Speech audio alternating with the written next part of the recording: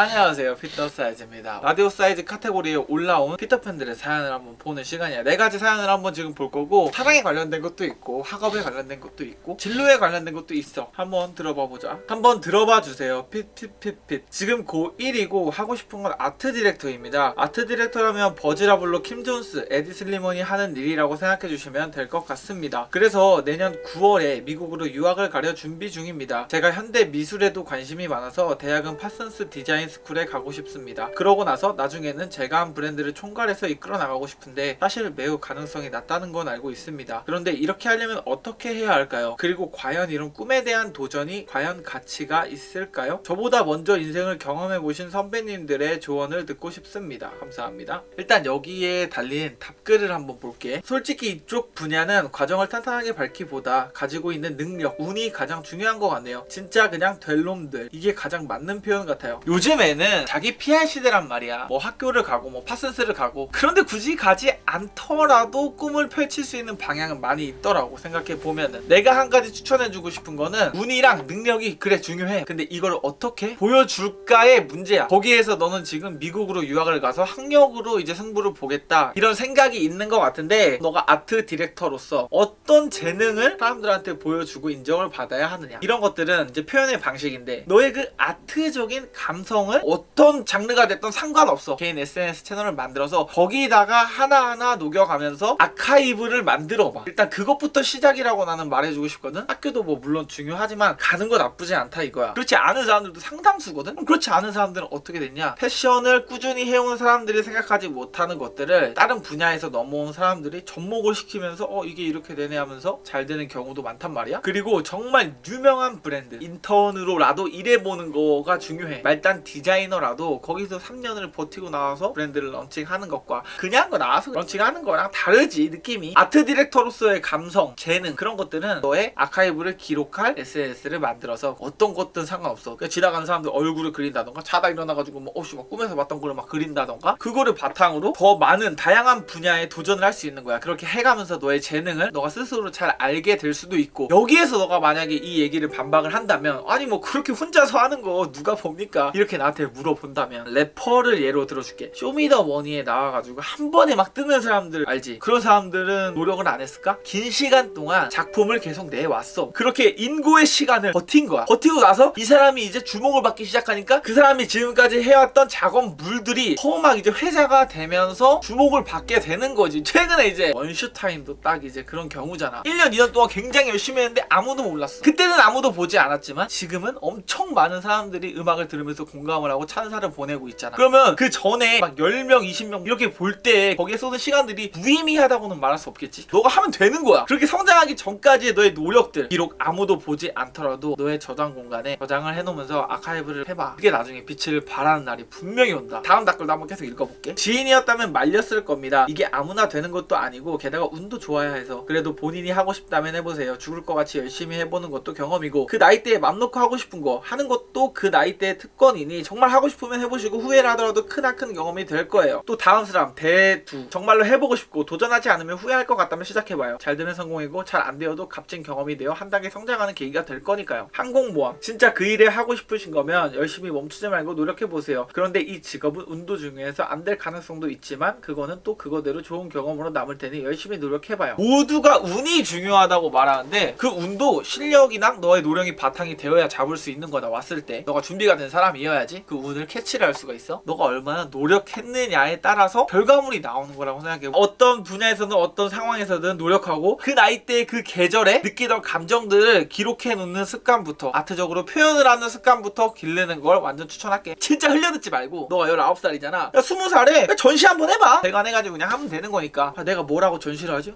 뭐 지가 뭐라고 뭐 전시할 수도 있지 왜. 내가 만약 너였잖아. 나는 했어. 진짜로. 아무도 하지 않는 거 한번 해봐. 네가 어디 사회에 나가서 뭐 면접을 본다던가 그럴 때에도 쓸 에피소드가 되는 거고, 너 주변의 사람들이 널 다시 보게 되는 그런 계기가 될 수도 있는 거고. 세계적인 패션 디자이너가 동묘에 우리 한국의 아재 패션을 가지고 사진을 찍어가지고 자기 인스타에 막 올릴 때도 있었어. 2018년도에. 같은 것을 보더라도 다르게 해석하느냐, 맨날 보는 걸로 그냥 해석을 하느냐에 따라 달라. 낯설게 보는 시각을 좀 길러봐. 좀 아트 디렉터한테는 그런 것들이 좀 필요한 것 같아. 연애 고민이 있는 군바리입니다. 조언 부탁드려요. 안녕하세요 피터팬 형 누나들, 저는 나라를 지키고 있는 21살 군인입니다. 군대에 군대에 온 지는 이제 11개월 됐습니다. 상병 3호봉입니다. 제가 가지고 있는 고민은 제목과 같이 좋아하는 친구가 있는데 어떻게 해야 할지 모르겠어서 글을 적어봅니다. 제가 좋아하는 친구는 저랑 동갑이고 고등학교를 같이 나온 5년지기 여사친입니다. 처음부터 이 친구를 좋아했던 건 아니고 올해 5월쯤 첫 휴가를 나온 후부터인 것 같아요. 원래는 그냥 친한 여사친으로만 생각했는데 어느 순간부터 이 친구가 여자로 느껴지더라고요. 며칠 전에도 휴가를 나와서 2번 정도 만나긴 했어요. 원래는 같이 전시회를 보러 가기로 했는데 나쁜 코로나 때문에 공원에서 마카롱이랑 케이크랑 커피 사다가 얘기하고 같이 치맥하고 산책했습니다. 연락도 거의 매일 하고 있긴 해요. 이 친구가 시험 기간이라 연락이 잘 안 되지만 공부를 중요하게 생각하는 친구예요. 공부를 잘하기도 하고요. 매일 2-3번씩은 꾸준히 하고 있어요. 군대 와서 이 친구가 마른 근육을 좋아해서 살도 20kg 빼고 운동도 하면서 근육도 만들었고 자기 관리하는 사람의 호감이 느껴진다 해서 원래 제 꿈이기도 했던 약사를 목표로 공부도 열심히 하고 있어요. 제 꿈이기도 했던 것들이지만 그 친구 때문에 해낸 부분들도 있는 것 같아요. 저에게 너무 좋은 친구이긴 한데 6개월씩이나 고민하면서 느낀 건데 언제까지 제 감정을 숨기면서 이 친구를 만날 수는 없을 것 같더라고요. 근데 제가 아직 군복무가 6개월이나 남았기도 했고 이 친구가 저에게 호감을 가지고 있는지 저에 대해 어떤 감정을 가지고 있는지 모르겠어서 무턱대고 좋아한다고 말하기에는 망설여져요. 이런 상황에서 이 친구는 저한테 알바하는 곳에서 이상형을 만났다, 다음 주에 소개팅을 한다 등등의 말을 해서 불안하더라고요. 제 마음을 솔직하게 고백하는 게 답일까요? 아니면 일단 저녁을 하고 말을 하는 게 답일까요? 조언 듣고 싶습니다. 야, 여사친으로 시작해서 연인 관계로 되고 싶다. 이거는 내가 오늘 내 친구한테 들은 그 일화를 한번 얘기해줄게. 개그맨 오지연 씨 있잖아. 사람들이 못생겼다고 다들 그렇게 입을 모아서 이야기하는 개그맨이잖아. 그 사람 아내분이 굉장히 미모의 여성분이지. 왜 결혼을 하게 됐냐? 라는 질문에 그때 여성분이 외롭기도 했고 뭐 오지연 만날 생각은 없었대. 근데 헤어지기 직전에 오지연이 손을 내밀면서 뭐 내 마음이 느껴지나요? 이런 멘트 하나 때문에 만나게 됐다고 하는데 너가 20kg까지 살을 빼고 장근육을 만든 거는 정말 대단하다고 생각해. 이 여자의 이상형이 되게끔 노력을 한번 해봐. 상담을 들어줘. 가슴 아프지만 그 남자가 너를 슬프게 한다? 울린다? 이런 거 너가 다 상담 옆에서 들어줘. 아직은 고백은 아닌 것 같아. 저녁을 하고 데이트 신청을 당당하게 한번 해보자. 데이트 신청을 하지 않더라도 뭐 어디가 데이트 같은 거 비슷하게 하면서 스킨십을 좀 해봐.